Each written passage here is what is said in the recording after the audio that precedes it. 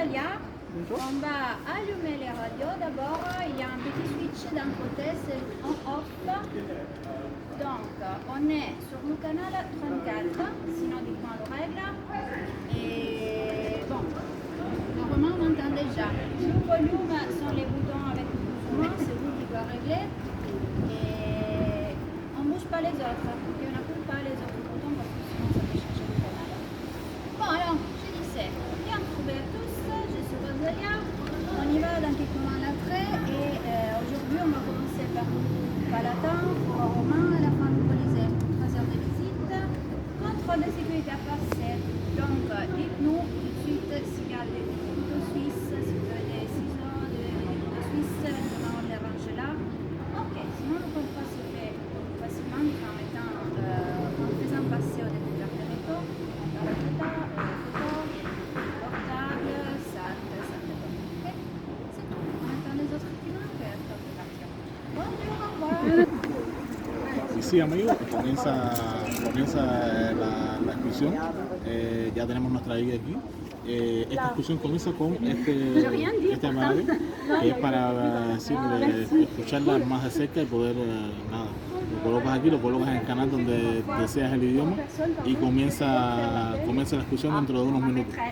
Toda la explicación va a ser en francés, pero nada, ustedes van a comprender. Lo importante es que ustedes vean el entorno y nada, nos vemos.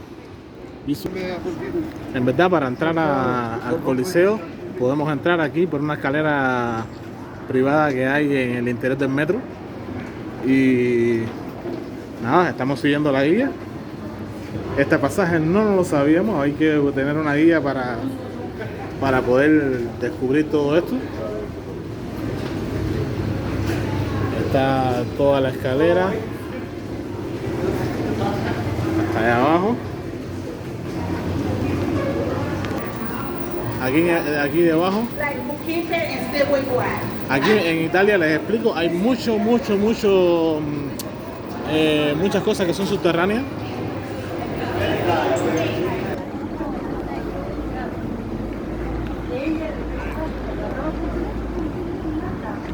Hay un control aquí cerca, así que no sé si podamos filmar en momento del control. Si no, bueno, tendremos que cortar el video y volverlo a continuar después del control. Es decir, cogemos a la izquierda y después hacia la derecha de inmediato. Miren lo que tenemos de frente.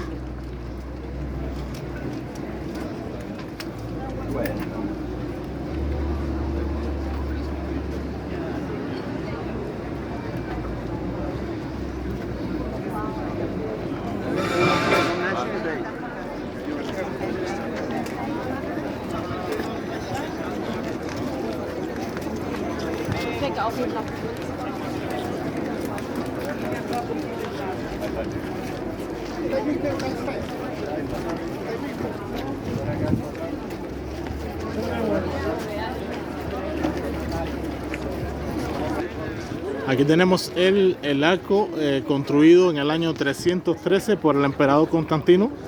Fue el emperador que inclusive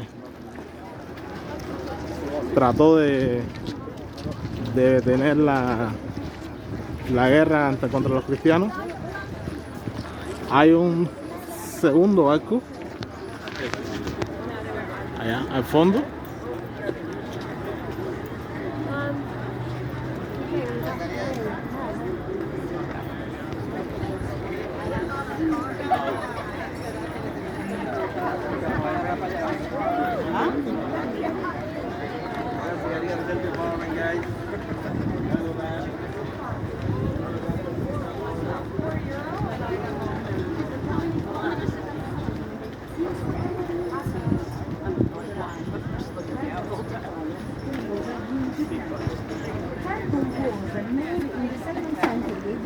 Ça, c'est leur disposition, plus ou moins.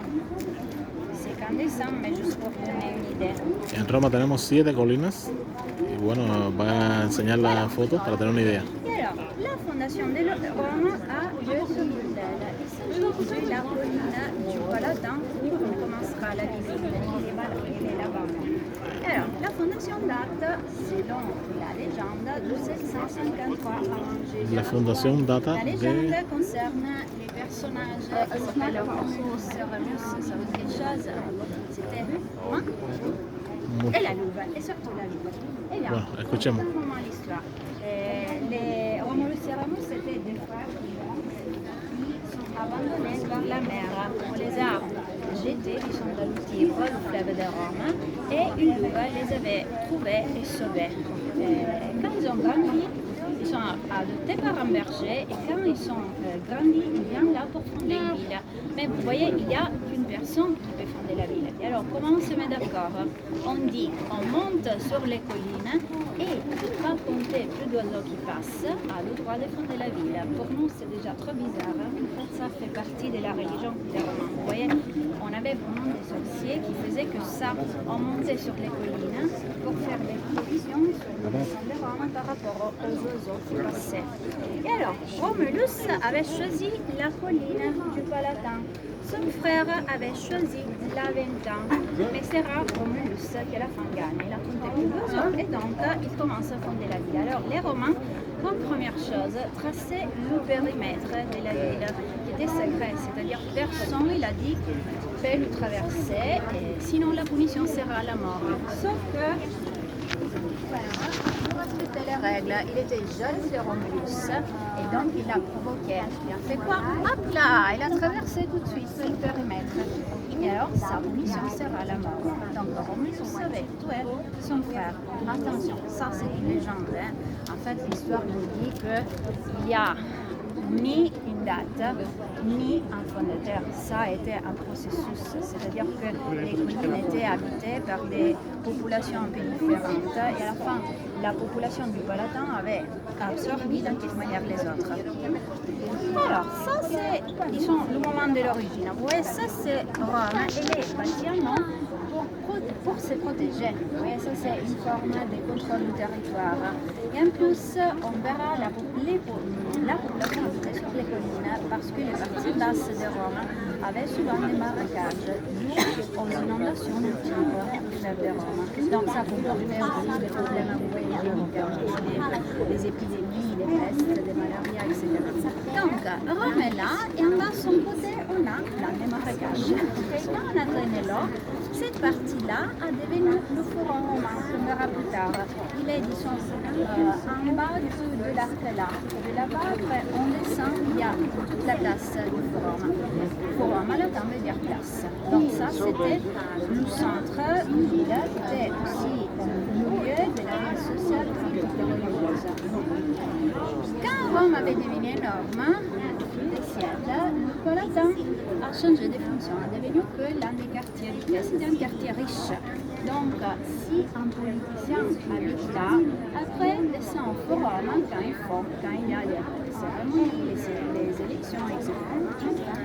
Une fois commencé l'Empire, on a un troisième changement. Donc, le premier empereur romain, Auguste, avait essentiellement chassé les autres politiciens et avait dit non, ça c'est ma colline privée. Donc, il n'y a que lui qui a le droit d'habiter là et sa résidence devient le centre de la vie politique. C'est-à-dire que si je suis l'empereur, c'est pas moi qui s'embête à descendre au forum quand il faut. Okay? Vous devez monter chez moi. Déjà la montée, vous voyez, a une valeur symbolique. Alors, Auguste a commencé.